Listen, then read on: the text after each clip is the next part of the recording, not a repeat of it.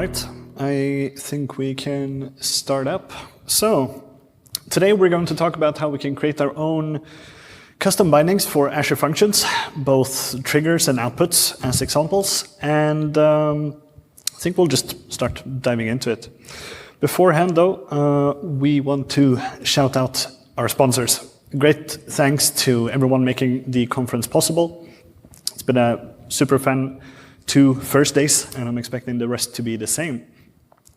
My name is Emanuel. I work as a consultant in Sweden at Advania Knowledge Factory, where I do a lot of cloud stuff, Azure, kind of system integration, automation, anything code. And I've been working with PowerShell for the last 6-7 years, probably half as long as most of the people here. So I'm excited to kind of grab all the knowledge from everyone else and bring it back to Sweden. Been kind of coming from the developer perspective, have a background in game development, which I studied for 3 years in C#. So a lot of my kind of code things are probably looking a bit programmerish sometimes. My coworker Björn can attest to that. I have a blog called pipe.how, which has a PowerShell focus, where I take subjects and things that I find interesting, and I write potentially educational pieces on them.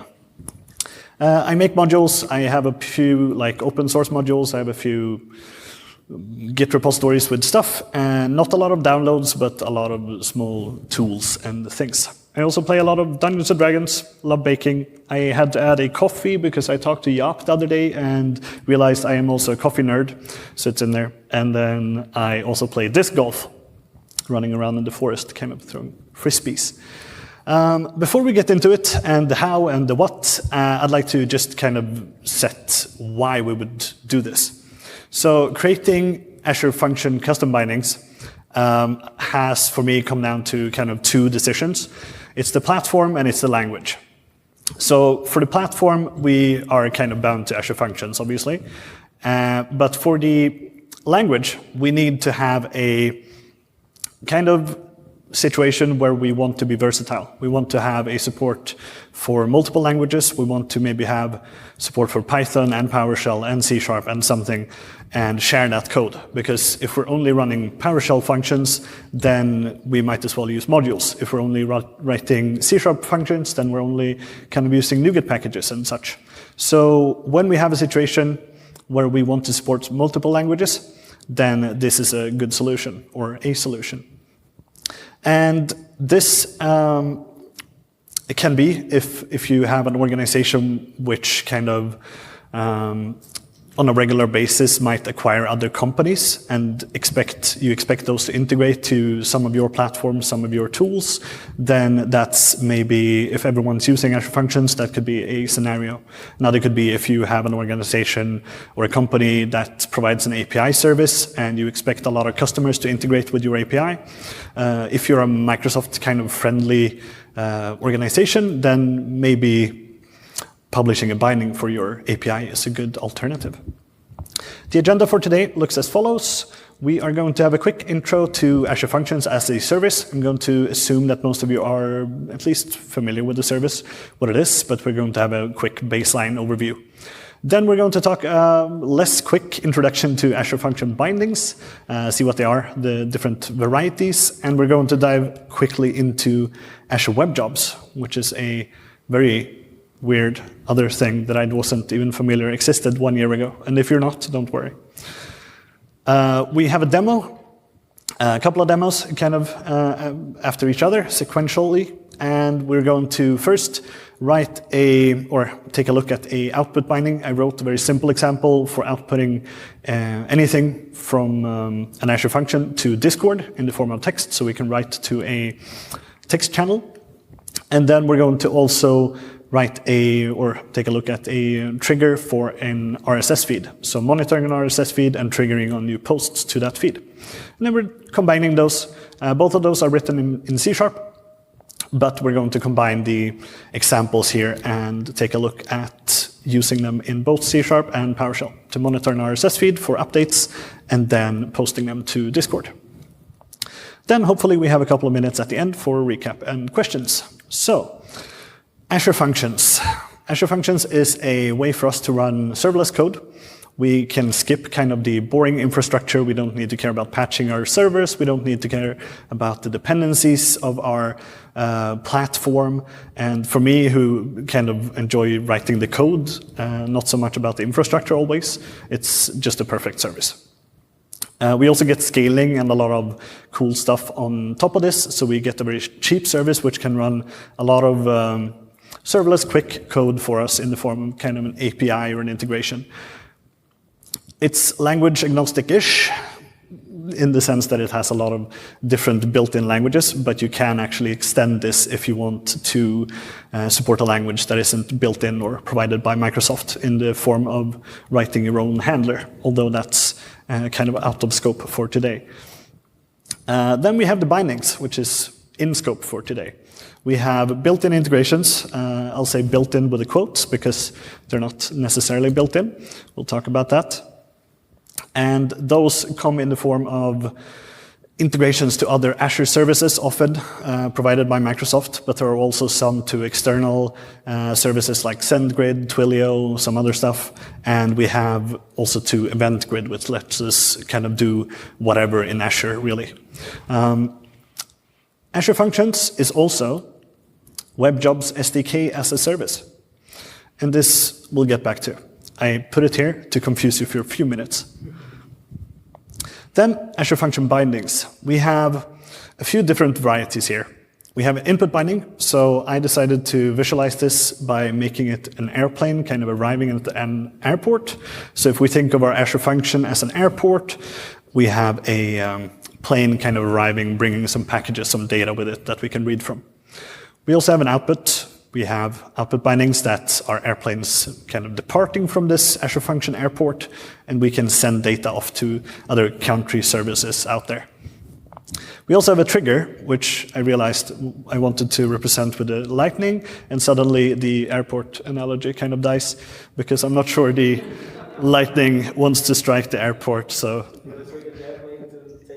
Yeah, exactly. And then I figured that if you're sitting in the back, the input and output emojis are probably very similar. So let's make it the rocket.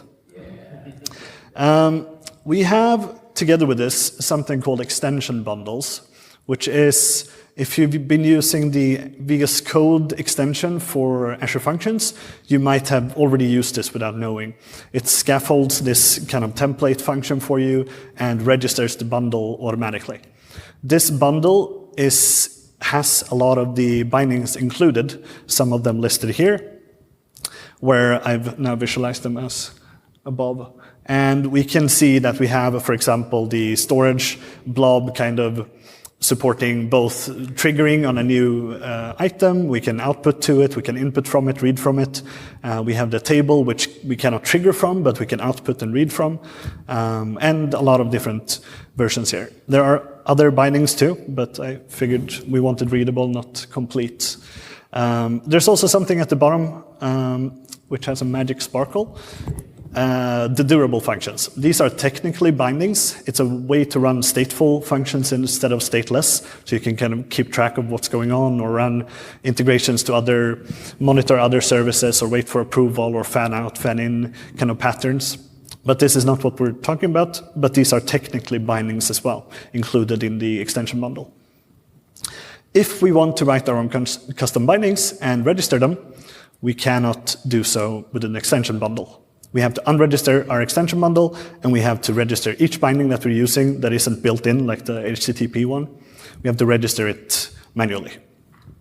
And this kind of comes on later in the demos. We have, finally, one more kind of important thing that you might be familiar with since we're at the PowerShell conference, the function.json file. This is a file that lets you write code looking not like this. This is a C# function. If we see, I think it's fairly visible. We have a function name attribute at the top, defining a method as a function called myQTrigger.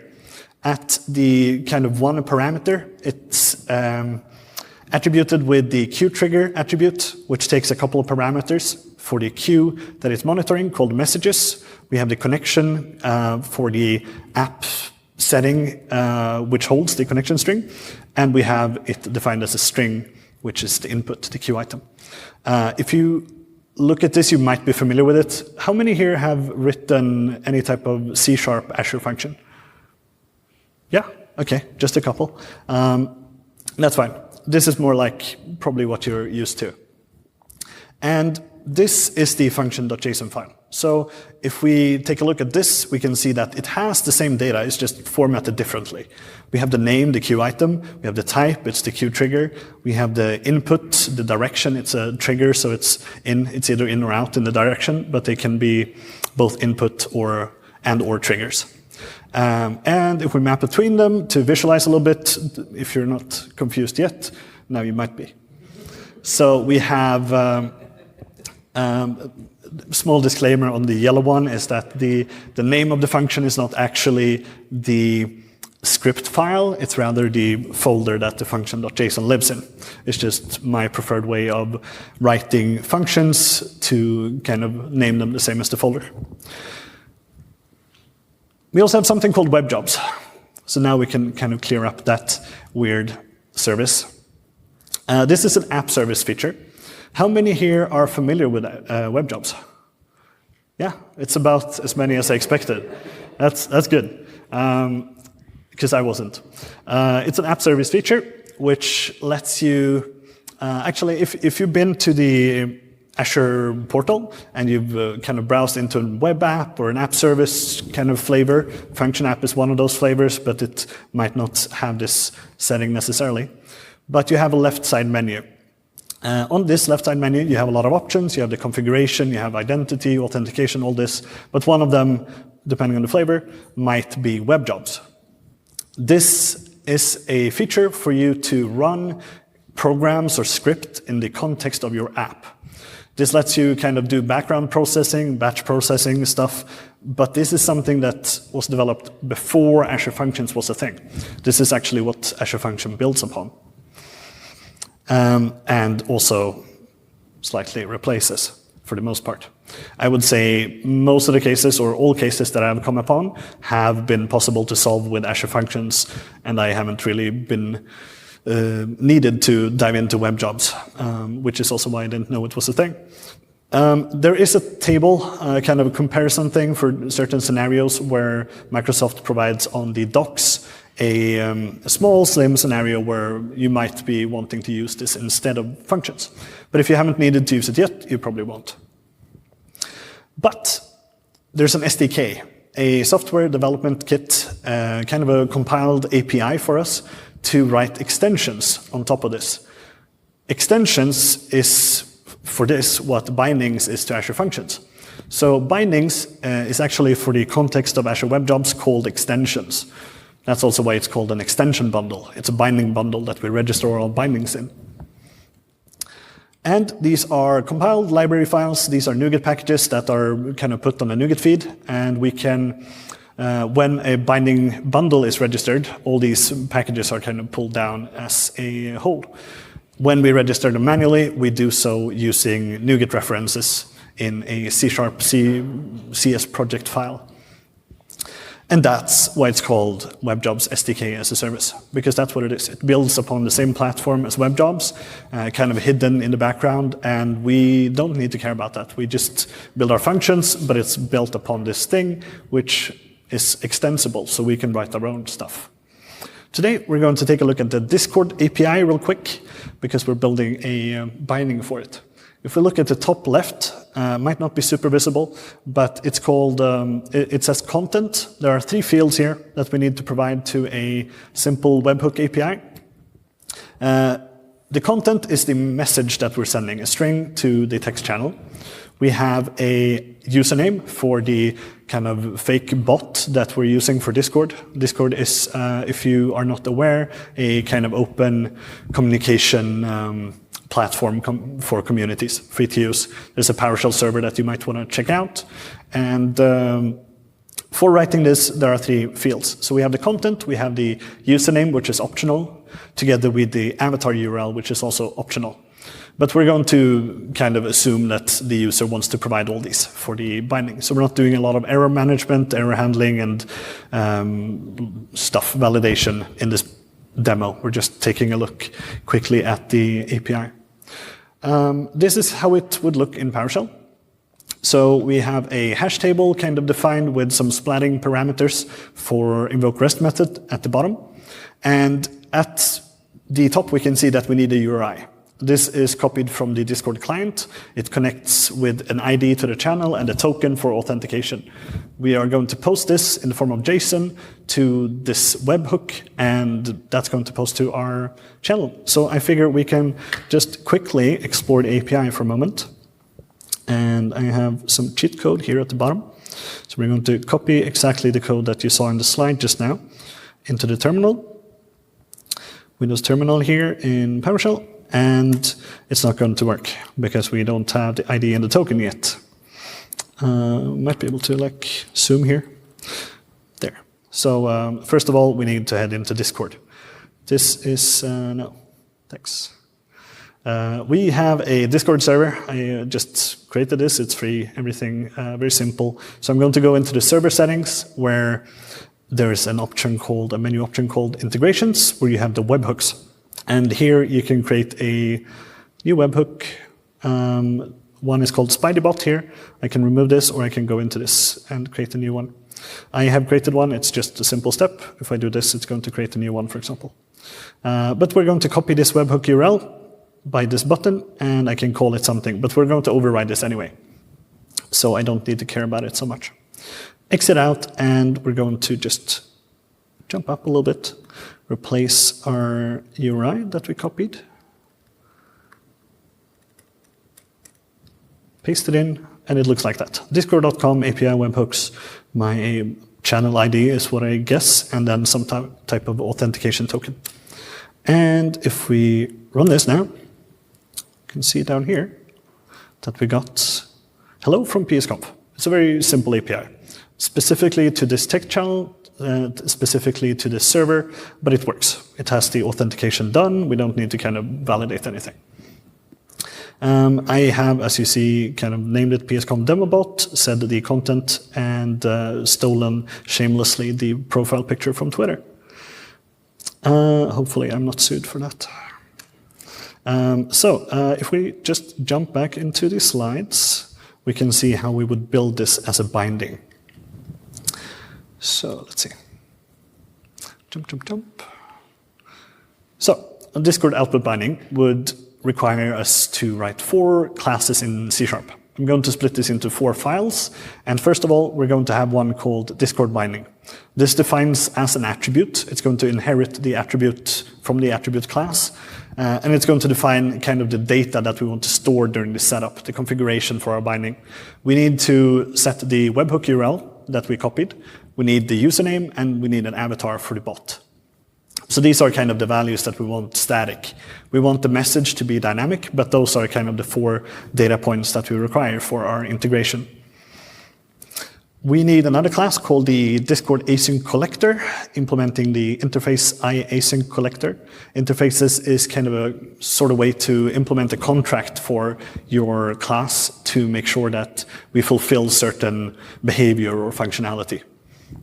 And this one is responsible for posting to the Discord API. We have another one where we configure our binding called Discord Startup. This is responsible for kind of hooking up to the function runtime. And we finally have one to bind these together. So first of all, the startup is going to be configuring our binding when the function runtime kind of starts. It finds all the bindings that we have registered, and it's going to look at that one and see, okay, we need a extension config provider, a binding config provider, where the configuration for our binding is provided. And that one binds our attribute to our collector. So we have some configuration set, we have messages coming through, and those are going to be sent to the collector, posted to the Discord API. So now we're going to take a look at the demo part, where I'm going to bring you into the scary Visual Studio and see exactly what is needed for those classes. So this is Visual Studio, slightly more, see, no, I can't zoom, but on the right side, we have 4 projects. This is a solution, as it's called, kind of a container for different projects together. And I have 4 projects here for this demo. 2 C# Azure Functions and 2 bindings. One is the Discord binding. I think it's, yeah, okay. Yeah, I wanted to, and I tried to. No, I can't zoom in the Explorer. I can maybe zoom in the code. No, it's fine. I think it's the same, but we'll see. So we can take a look at the Discord attribute, and I can zoom. No, I can't zoom here. I think. Sorry? Yeah, I think so too. Right, there's the zoom. Yeah, good call. That's better. So I won't be able to zoom this one, but there's like the file catalog, let's say. So this is the attribute file. So we are going to define it as a binding. This comes from the SDK of the web jobs. This attribute is set upon the class here. So the class Discord attribute inherits from attribute and has 2 attributes of its own. One defining it as a binding and one defining the usage for this attribute that it is. So we're going to say that we want to use this as a parameter and we want to use it as a return value. For each of the data points that we're storing, we have them as strings. We have the webhook URL, the username, the avatar URL, and we're marking those with the attribute autoresolve.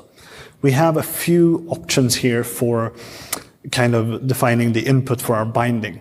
So we can define them as connection strings, we can define them as app settings, and this will kind of define the behavior of the platform for where to find these values from. Is it the local settings JSON file? Where is it the config section? Is it the kind of syntax that we have with percentages in our code? And we'll take a look at this. But autoresolves lets us use the kind of percentages binding expressions and stuff like that, which is going to be useful. We could also replace this and say app setting instead, and it would look for the Discord webhook URL app setting and take that value. We also have the async collector that we looked at. I think we can actually take a look at the startup first. Startup is simpler. We have some code to hook it up to the kind of assembly of the runtime, making sure that the runtime finds it. We have the contract implemented here, the interface iWebJob startup, making sure that the runtime accepts this as a functional startup type. It makes us implement the configure method, taking a builder, which we can do stuff with, and with this builder, we add an extension. Here we add the extension of the type extension, Discord extension config provider. It's a long name, which provides us the configuration that we saw. If we go to the definition of that one, we can see that it's not a lot of code either. We mark this one as the extension with the extension attribute, also from the Azure Web Jobs SDK, and we inherit the iExtensions config provider interface. We have one method called initialize where we have a context provided to us. We get sent this context and we can add rules here. So here we do our actual binding stuff. It fits perfectly. So we can add binding rule of the Discord attribute. We take the Discord attribute from over here and we bind it to a collector over here, which we create here and send in using a Lambda, an anonymous function. We just create a new Discord async collector, which we can now take a look at as our last class for this demo, or this part of the demo. Here we have all our logic. It's about 40 lines of code, and we can see that we define a couple of private variables, kind of fields up here. We define a client for HTTP requests, and we have a constructor. So when our Discord async collector is created, we take the attribute that we're provided with from the binding setup, and we store those configuration values for later, for when we actually run our code and we actually run the Azure function. The interface that we're implementing, async collector of the type string, because we're sending in a string, we can send in more complex values too and add converters. I might actually show you just for a second in the config provider here, because I forgot. So here, the context we can do some different things with. Of course, we can bind to a collector for outputs, but we can also add binding rules. We can add converters, and if we check, instead of adding bind to collector here, we might say bind to collector to input, to stream, to trigger, to value provider. There's a few options here, and I'm not going to dive into them, but we can do other things here too. So if I can just, oh no, okay, there we go, save. So the collector, but we can do other stuff there, and we'll see on the trigger code as well.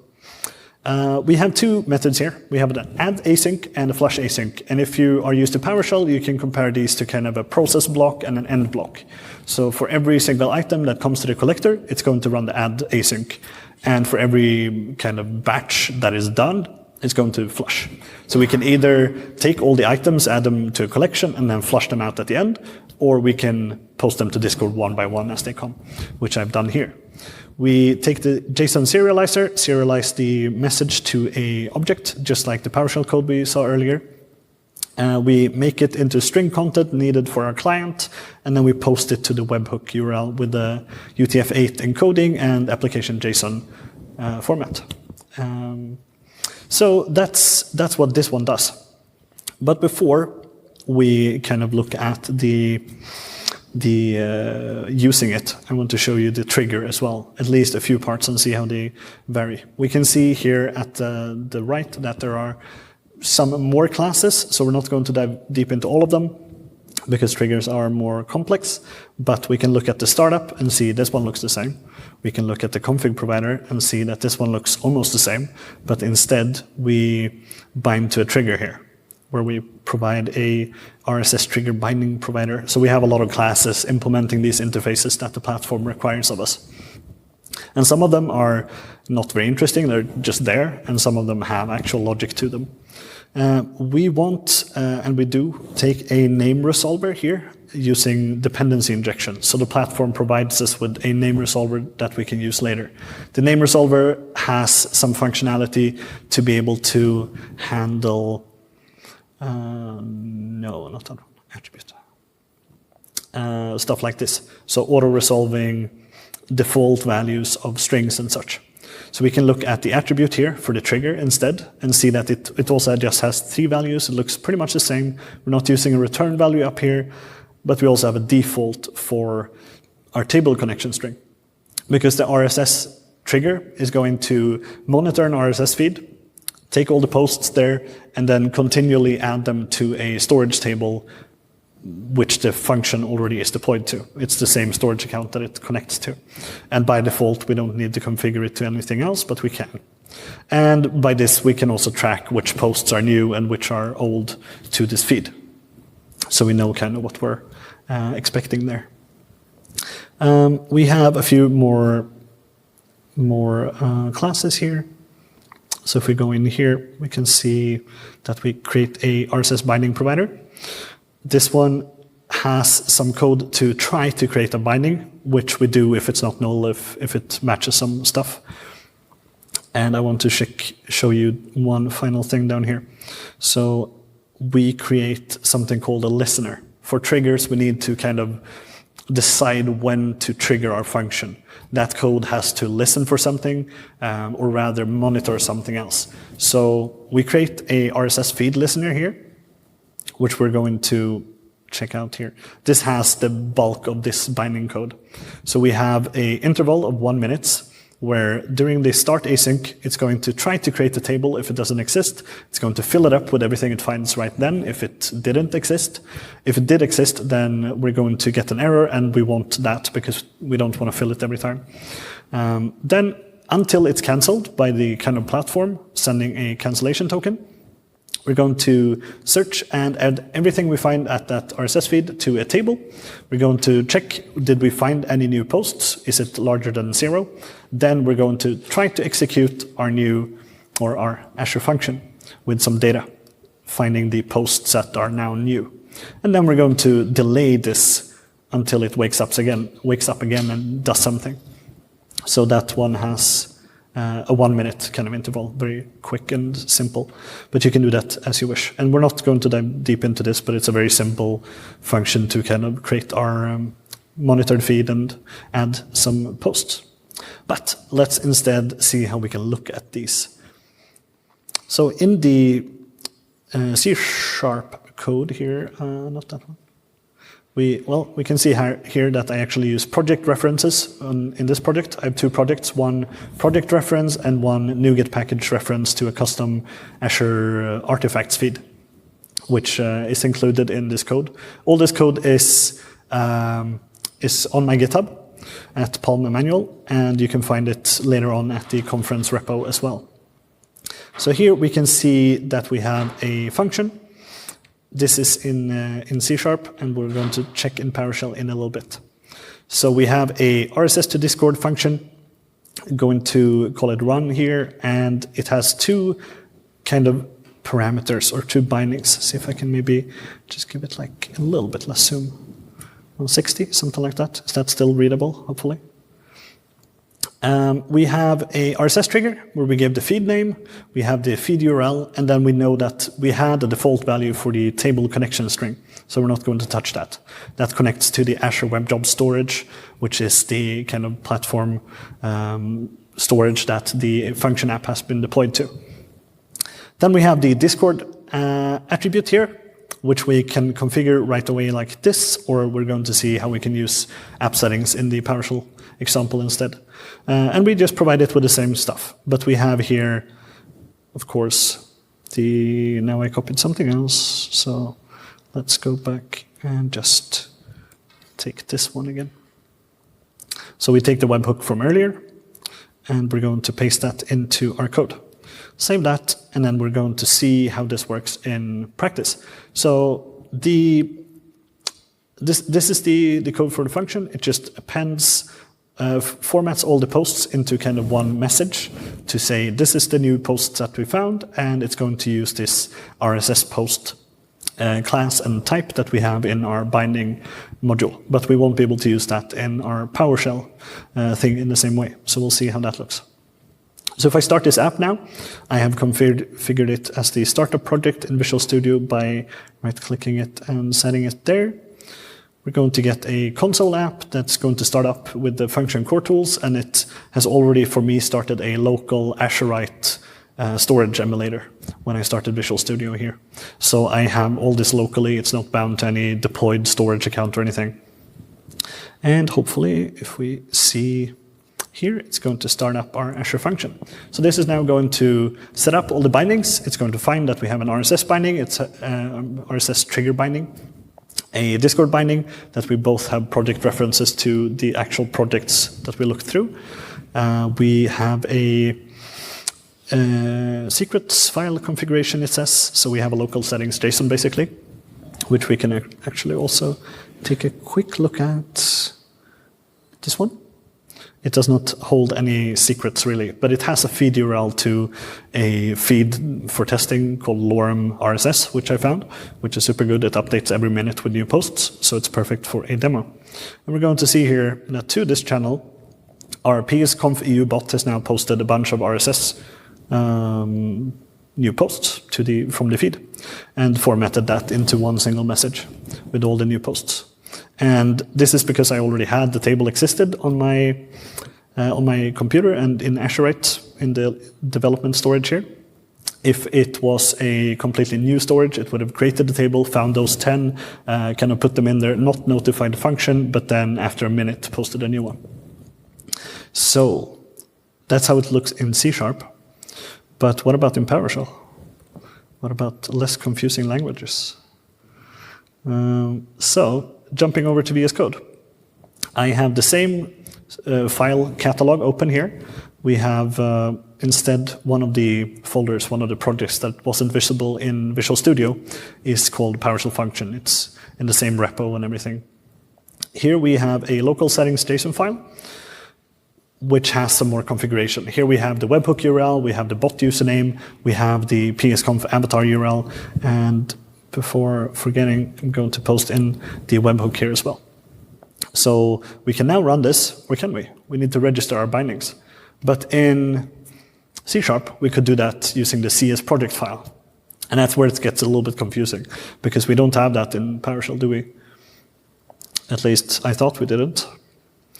If we check, I have a demo script with some code here. We are going to first need to publish, if we haven't, our code from the binding project. If we use this locally, if we find them from a NuGet feed, we might just have them registered from that feed. But since we have all this locally, I'm going to publish them as DLLs. I've already done this before, but I can do it again. I thought F8 did not work. But we need to copy all those binding files, the kind of artifact files from producing the bindings to our PowerShell thing here. So if I run this, yeah, okay, that worked. So I'm going to create a new extensions folder. It doesn't need to be called extensions, it just needs to be called something. We need to host all those DLLs somewhere. This is the DLL produced from the Discord binding, we have the DLL produced from the Rss Trigger, and we have all those dependency DLLs copied over to our PowerShell project, sort of like modules, you can think. But we still need to register them. They're just there now, they're just like in the kind of catalog, the structure. And so, I lost the demo again there. We are going to jump in there and use the function core tools to sync our extensions, or install kind of all the registered extensions that we have. So when we run func extensions sync, I can just do that here as well. Func extensions sync at the bottom. I wonder if I can zoom. Oh yeah, that worked. Cool. So I'm running that in the integrated PowerShell console. Actually, that doesn't work because I'm not in the right catalog. So kill it, do it again. We're going to jump into the right directory first. So first we're in the PowerShell function code, and then we run the func extension sync. What does this do? Well, it tries to register all the bindings that we have, or like install all the bindings that we have registered. You can think of it as a .NET restore plus a little bit more. And here on the left side, there's a mysterious file just popping up here called extensions.cs project. But this is a PowerShell function. But there is actually a hidden function kind of project binding management file, which handles all these extensions when you haven't used the extension bundle. So since I had prepared this, I created this with Visual Studio Code, and then I removed from here the extension bundle, this one. I removed it so that we could register our own bindings, and by doing so, we can then get this, well, we can get this anyway, but by using the core tools, we can generate this file, and we can then start using our own function bindings. So I'm going to cheat a little bit. I'm going to show you, because I've prepared a little bit of code. That sounds good. So I'm going to just take the content of this and add a little bit of stuff to it. And here at the end, I've added 2 references to local DLL files in the extensions folder that we created, where we have all our bindings. And this could be a little bit nicer if you're using Azure Artifacts or NuGet or something. There is code above for that in my example script that you can check out if you have a custom feed or something. And then you can register them a little bit nicer. Then they can look pretty much like this instead. Like this, package references to a custom feed. That would be pretty much the same syntax that we use in this weird extensions file. So now we have registered our extensions. Now we just need to install them. If we go to the bin catalog, we have an extensions.json file where we have an empty JSON structure with extensions. And that's kind of showing us that we haven't registered and installed any registered bindings properly. So if we run this sync again after we added the local ones, it's going to copy everything down to build them. We see that a new kind of file structure popped up. And if we look at that one, we see that we have the Discord and the RSS bindings registered properly. And that's a bit of magic from the platform that you might not be kind of expecting from the PowerShell function. And this is the same in like JavaScript and Python as well. So it works in the same way. And now, if we just run func host start, if I don't misremember, we're going to start up our PowerShell function in here, the project, and that one is going to do the same kind of logic. It's past a few minutes, so we're going to probably have a few new posts on our feed. And let's see if we have anything coming here, maybe. Yep, there. We have a new few posts from the feed, from the same feed, monitoring. It's going to use the same Azurite local DB, so those are shared on my machine. But of course, you probably don't have the same type of function in different languages, just for the demo to show. And that's how it works. You can get a NuGet config file to kind of support custom binding things here. And then that's probably a better way to kind of download and restore and handle your packages for your functions. So you don't need to use the DLL kind of copy thing, but locally, that's one way to do it. So jumping back into kind of a wrap-up. It's a quick kind of repetition of why, because it's possible. No, but because we can extend it for multiple languages at once. We don't need to run the integration code in like C# and Python and PowerShell and Java. It's flexible. It's also a lot more complex. Why would we not do this? We're bound to Azure Functions. It's a lot of complexity. Custom triggers are not supported by Microsoft. You kind of had to dig into your own problems there. Bindings are, to a certain extent. We have scaling issues. If you write your own custom triggers, you can't implement scaling. It's also, if you're running custom triggers, you're also bound to run into issues with consumption plans, because the monitoring going on in the background kind of dies after an hour or so.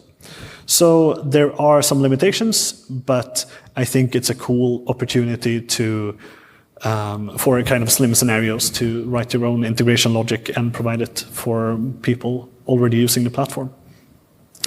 So, questions on that?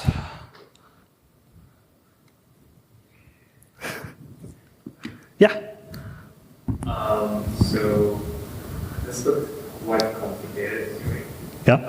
How much of what you've been showing is reusable stuff that I can just grab from like a NuGet package or gallery as a module or something, and how much of that I actually have to have in like every integration that I want to write? Say I want to replicate what you're doing, just not posting borders into Discord channel, but maybe like, I don't know, come up with a service for PowerShell use and just then publish it somewhere. How much of the code that you just show I will have to write myself and maintain in my product or project? Yeah. So the question is, how much of this is kind of reusable and how much do we have to rewrite for every single binding that we do? A lot of it is, it's kind of boilerplate code. Some of the classes are not very specific except for the naming for this specific binding. You can do them very generally. I've seen some examples online that do very like generic type bindings, but that also adds a lot of complexity to using those. The integration logic you would have to, of course, write for every different service, but kind of implementing a listener, all those classes are always the same, all those types are always the same, and the methods that you implement is just kind of how the binding is going to work. A lot of the binding logic would be the same, just different type of classes. And it depends also, of course, what type of input and output you need for the binding and the registration. But yes, it's another layer of complexity for sure, compared to writing a PowerShell module, for example, and just doing the API calls. Yeah. Any other questions? All right. No. Yeah. One more. So the listener that you've shown, it was kind of a pulling the data, right? Because it just reads something and then waits for a bit. Is the mode where I push data onto the listener also supported? Like it doesn't... No, so interesting thing. I wanted to try to create my own binding where the trigger was an external point, kind of pointing to my, but Azure Functions has the webhook trigger, right? The HTTP trigger. So any type of request has to kind of come from that. I dove into the source code a bit, and you can kind of get far with registering the binding for a trigger that does not have a listener, but is triggered from the platform. But the actual only trigger that is registered, they have like a list of names. They basically only find HTTP trigger and then disregard the rest. So it's only possible to have a trigger binding that monitors some type of source and triggers when something is, like a condition is true. Okay. Yeah. That was maybe just me confusing the terminology or yeah. words. You can listen and hear something and trigger based on that. Yeah, yeah. No, so if you would do that, you would probably use a HTTP trigger instead from an external source if you want to trigger it manually somehow.